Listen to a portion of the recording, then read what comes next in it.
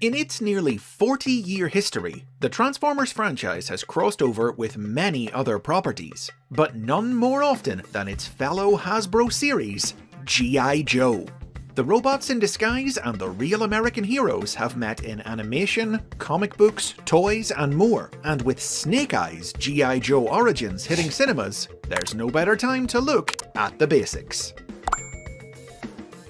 G.I. Joe was the world's first action figure, released by Hasbro in 1964.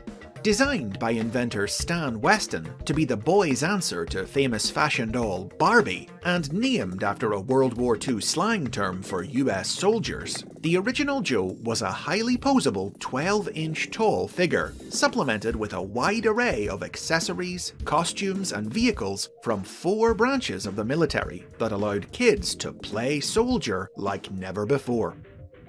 The toy was a big hit, but as the 60s went on, the American public's growing disapproval of the armed forces as a result of the Vietnam War prompted Hasbro to steer G.I. Joe away from its military theme.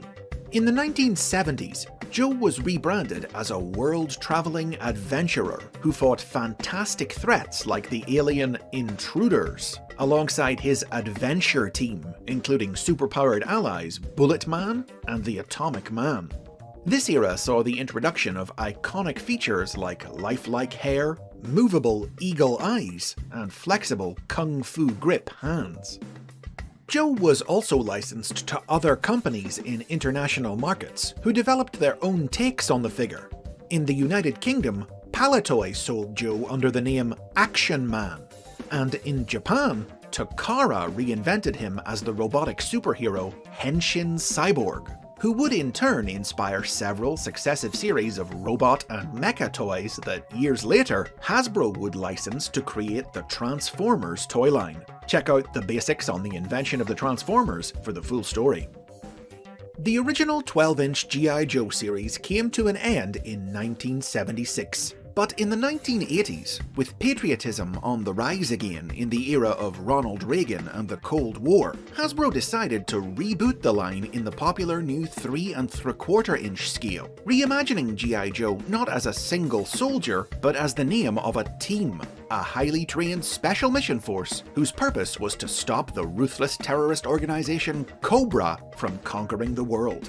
Launched in 1982 and subtitled A Real American Hero, this new series was co-developed with Marvel Comics. Writer Larry Hama, drawing on his own experiences as a US soldier in Vietnam, invented names and personalities for the toys, and wrote a monthly G.I. Joe comic book, while Marvel's media arm Marvel Productions co-produced an animated TV series. The formula was a huge success, with G.I. Joe quickly becoming the king of the toy aisle once more, and Hasbro repeated the process a few years later, teaming up with Marvel again to develop the Transformers line. By 1985, Transformers and G.I. Joe had become 2 of the most popular toy lines of the era, and with common ancestry already linking them, it must have seemed logical to Hasbro to have the 2 cross over. The cartoons in particular were noticeably similar. Being produced by the same company, they shared writers, animators, voice actors, and music. They often aired side by side, and a pack-in catalogue included with Family Home Entertainment's VHS releases of the 2 series even showed the characters interacting, working together to safely deliver videos to stores. The cartoons themselves would never feature a direct crossover, but there was some interplay between the 2. Things started small in the Transformers Season 2 episode Prime Target, which referenced G.I. Joe's Soviet Union counterparts, the October Guard, and featured a newscaster intended to be recurring Joe supporting character Hector Ramirez. The show's 3rd season, set 20 years in the future, introduced Earth Defense Command Captain Marissa Fairborn, intended by writer Flint Dilley to be the daughter of G.I. Joe's Flint and Lady J. Though unnamed, a hologram of the elderly Flint even appeared in the episode The Killing Jar. Later in the season, in the cartoon's most overt crossover, the aged Cobra Commander appeared in the episode Only Human, under the alias of Old Snake, to sell crime lord Victor Drath synthoid technology, a method of creating artificial humanoids previously featured in several G.I. Joe episodes. They simply don't make terrorists like they used to. Cobra! Future stories set in the continuity of the animated series have sometimes alluded to it sharing a universe with G.I. Joe, but to date there's been no full, true cartoon team-up between the two franchises. Instead, comic books have been the medium in which the Joes and Transformers have most frequently crossed paths, which began when Marvel crossed over their Transformers and G.I. Joe comics in 1986's G.I. Joe and the Transformers miniseries.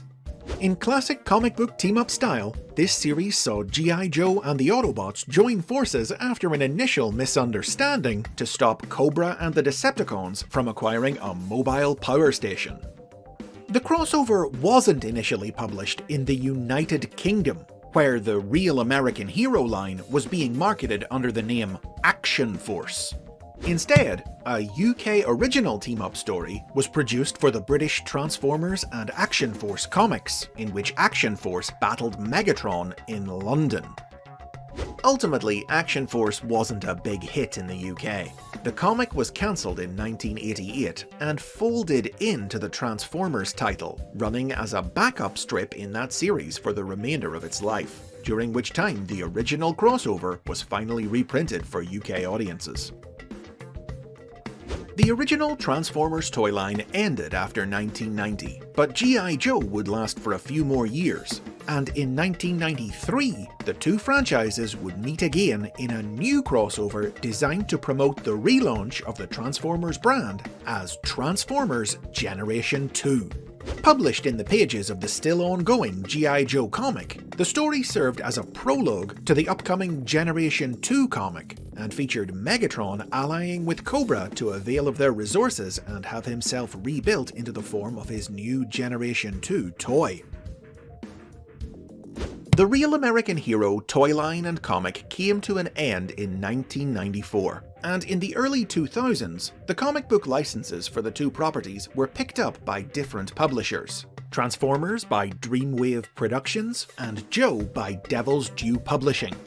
Each company produced their own crossover miniseries, each set in their own separate continuity. In 2003, Devil's Due released G.I. Joe vs. the Transformers, which saw Cobra enslave the Transformers and rebuild them to convert into classic Cobra vehicles, until G.I. Joe helped to free them. 3 sequels to this series followed over the next 4 years, each weirder and wilder than the last, featuring time travel, a robotic version of G.I. Joe villain Serpentor, Unicron attacking the Earth, and more. In 2004, Dreamwave published Transformers G.I. Joe, an Elseworlds-style adventure that transplanted the characters into World War II. A sequel set in the 80s, entitled Divided Front, went into production, but only 1 issue was released before Dreamwave went out of business. In the latter half of the decade, the licenses for both franchises were acquired by IDW Publishing.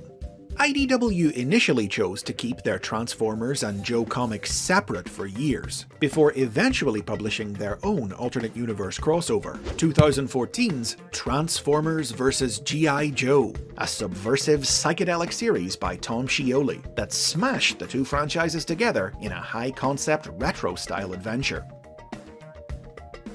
Sadly, outside of comics, G.I. Joe hasn't been able to match the success of Transformers in the 21st century. Like Transformers, the characters and concepts of A Real American Hero have been rebooted and reimagined multiple times, from the anime Sigma 6 in 2005, to a live-action film series in 2009, to the Renegades cartoon in 2010. But these new incarnations have never really captured the imagination of modern audiences, and none of them have crossed over with any of the various Transformers reboots either. In the early 2010s, Hasbro did have plans to use the Transformers Prime animated series as a springboard for a crossover project titled Unit E, which would have brought together characters from Transformers, G.I. Joe, and other Hasbro properties like Rom the Space Knight, Mask, Micronauts, Action Man, and more, but these plans fell through. Similarly, talk of a Hasbro cinematic universe of movies began in 2015, but thus far, nothing's happened with that either. But where animation and films failed, IDW's comics picked up the slack.